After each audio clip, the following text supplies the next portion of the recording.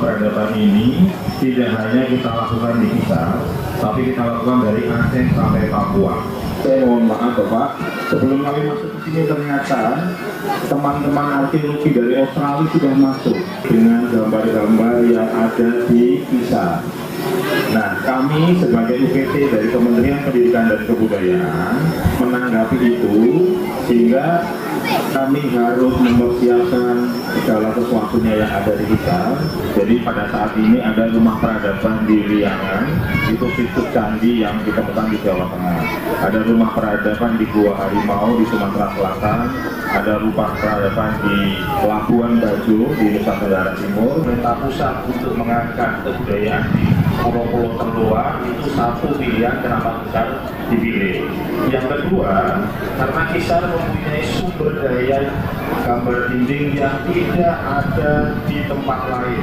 Tidak semua wilayah Indonesia mempunyai gambar dinding gua. Ya, gambar dinding gua itu hanya ada di Papua, Maluku, Sulawesi, dan Kalimantan. Itu hanya beberapa kabupaten saja. Di Kisar, yang pulau kita yang kecil ini, ternyata dia punya gambar itu. Dan gambar itu, tadi kalau kita sudah melihat ada kain, ya, ada kain atau ada gambar manusia, ada gambar bulus, itu semua ada di gambar yang di situs kita ini. Ada gambar manusia, Bapak, ada gambar jam tangan, ada gambar ikan, ada gambar matahari di situ. Artinya apa? Artinya masyarakatnya yang kita zaman dahulu sudah sangat-sangat adaptif dan kondisi lingkungan besar, dan itu yang harus kita angkat, bahwa Kisar mempunyai sesuatu yang lebih baik daripada daerah yang lain. Bagaimanapun antara pendidikan dan kebudayaan tidak bisa dipisahkan, harus saling mendukung. Pendidikan tanpa budaya menjadikan manusia tidak berada. Kebudayaan tanpa pendidikan tidak akan bisa berkembang.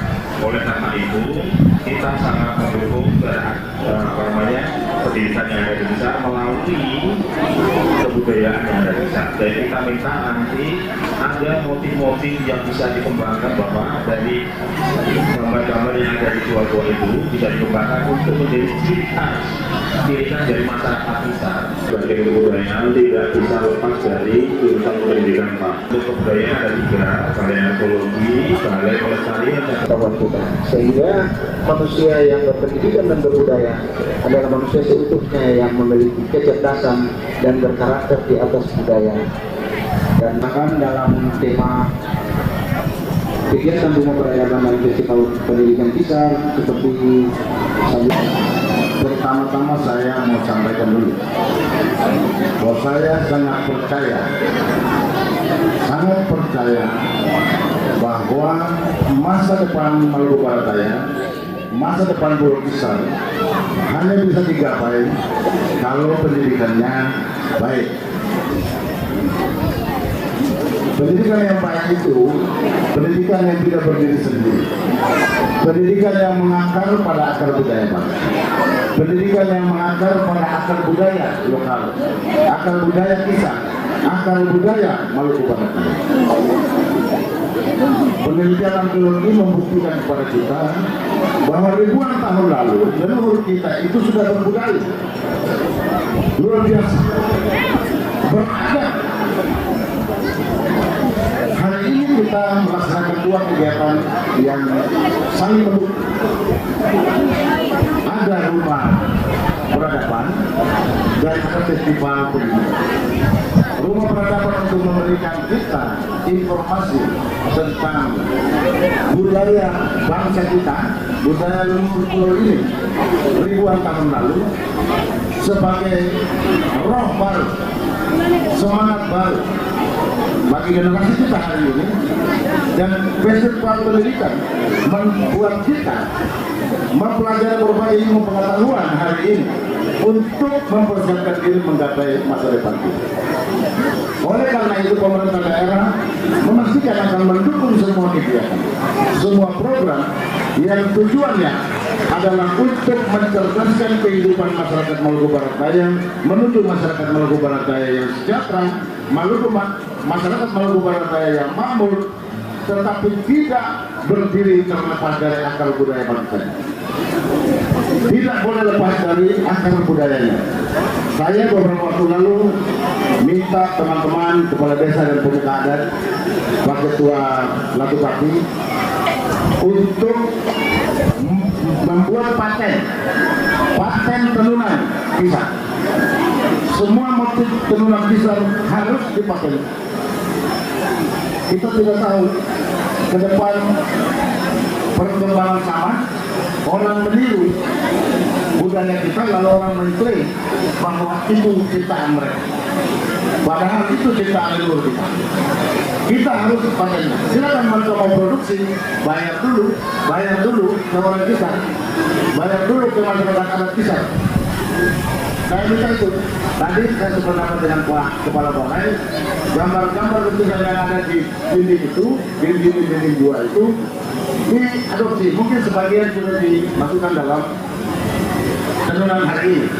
Seperti di mana ini ada di gua sudah digambar. Tapi mungkin yang lainnya, rumah budaya itu mengajarkan kita bahwa yang leluhur ajarkan kepada kita, yang turun-temurun kita jaga hari ini, itu luar biasa. Kita tidak bicara soal ras-rasin, mestinya harus hari ini kita bicara soal kelembagaan, soal okwaku, soal asrama. Itu betul kan? Karena itu ternyata dulu kita mau makan awail, makan daun kelor, katanya makanan orang kampung. Ternyata hari ini kelor diekspor, NTT ekspor kelor punya 150 manfaat. Yang ribuan tahun lalu leluhur kita sudah mengajarkan kita makan kelor. Betul ya? Nah, makan kelor kita bilang itu makanan orang susah. Bahkan ternyata orang kaya sekarang dari kelor harus makan kelor supaya umur panjang. Nah, jadi itu makanan orang umur panjang sebenarnya. Jadi mari kita makan kelor, kita tanam kelor banyak-banyak, bikin bubuk kelor, bikin kuah kelor, bikin apa? Teh kelor. Mari kita makan. Saya kembali lagi ke Kepala Balai. Pak, ini mohon informasi kepada masyarakat. Apa sih saran Balai Ekologi terhadap situs-situs yang ada di pulau ini? Apa yang harus tetap lestari di situs, karena itu merupakan salah satu aset kita. Jadi dari hasil kegiatan kemarin Bapak, saya yakin teman-teman adik-adik yang kemarin mengikuti lomba karya tulis itu, dengan keterbatasan fasilitas yang ada di sini, mereka bisa tahu arkeologi Bapak. Sebelum saya memberitahukan arkeologi apa, mereka sudah bisa membuat karya tulis arkeologi. Itu sangat luar biasa. Ya, itu sangat luar biasa.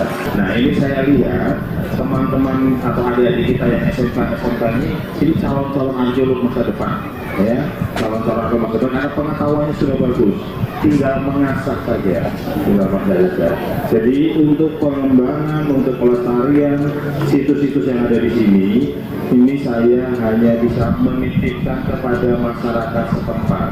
Karena untuk Bapak Ibu semua ketahui, situs-situs itu bukan milik Balai Arkeologi.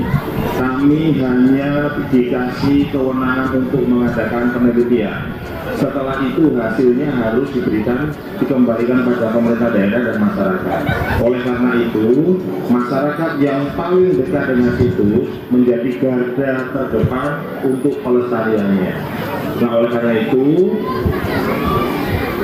masyarakat itu harus diberi sosialisasi tentang situs-situs itu, bagaimana pemeliharaannya, bagaimana nilai pentingnya, bagaimana pengamanannya ke depan.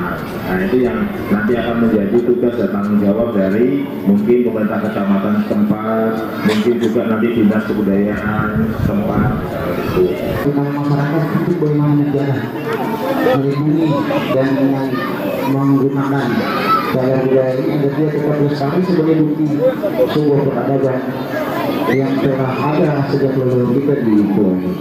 Beliau sampaikan bahwa situs-situs itu nanti kemudian beliau akan rekomendasikan ke pemerintah daerah di mana situs-situsnya, sehingga kita membuat perda perlindungan terhadap situs-situs yang ada.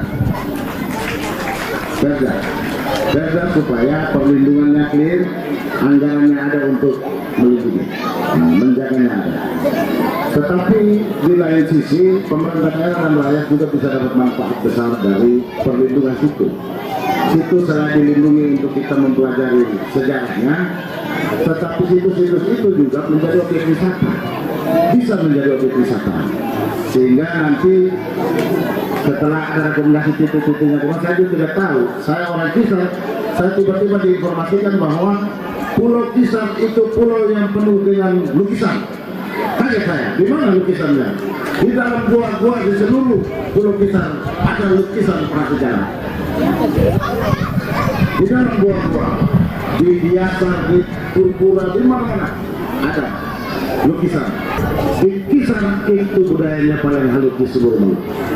Saya bisa bilang itu, karena hanya di Kisar ada bahasa yang sangat diperhalus. Nah ini memang harus kita lindungi, bukan saja situsnya, tapi kebudayaan adat istiadat yang kita jalani setiap hari pun harus dilindungi. Dan tiba-tiba lain saya mau kayak adat lain, jadi camat selesai pulang, lain tarik lain saya masih di gereja camat pulang, oh boleh, adat bos, itu bukan orang perempuan saya jatuh dari langit pak, bukan pecah dari batu dan keluar. Dia pun bapak ada, dia pun mama ada, dia pun kotonan ada. Harus lewat itu. Jadi harus kita jaga ya, kita jaga ini semua. Kita berharap kita semua yang hadir hari ini, saudara yang ada dengar, kita semua jaga. Dunia boleh modern, kita boleh modern, kita boleh punya uang banyak, kita boleh nanti naik pesawat dari Kisar langsung Jakarta, dari Kisar langsung Positon, tetapi budaya kita tidak boleh hilang. Kita tetap orang Kisar, berbudaya orang Kisar, menjadi kaya itu ya, menjadi orang hebat itu ya, besok ada menteri dari Kisar ya, besok ada DPR RI dari Kisar ya, ada bupati dari Kisar. Hari ini suara tak? Nah, suara. Hari ini suara suara. Ya, jadi apa saja ya, anggota DPR provinsi, anggota DPR pusat, tetapi tetap mereka orang Kisar. Mereka harus berbudaya. Sebenarnya ada banyak hal menarik yang perlu digali, tetapi tetap terbatas waktu. Nah, terima kasih Pak Kepala Daerah Ekologi telah jauh-jauh datang ke Pulau Kisar bersama Ibu dan rombongan. Semoga apa yang Bapak dan tim sudah buat bagi kami itu menjadi titik balik bagi kita semua untuk mengenal siapa sebenarnya kita, jati diri kita. Kita punya pendidikan yang baik dan kebudayaan yang tinggi dan ada di Pulau depan. Mari sama-sama kita yakinkan bahwa generasi depan kita akan menjadi generasi yang cerdas dan berkarakter sesuai dengan jati diri budaya dan kearifan lokal. Itu tanggung jawab kita bersama Bapak Ibu. Dengan demikian selamat siang. Kita akan mengakhiri talk show di hari ini Pak.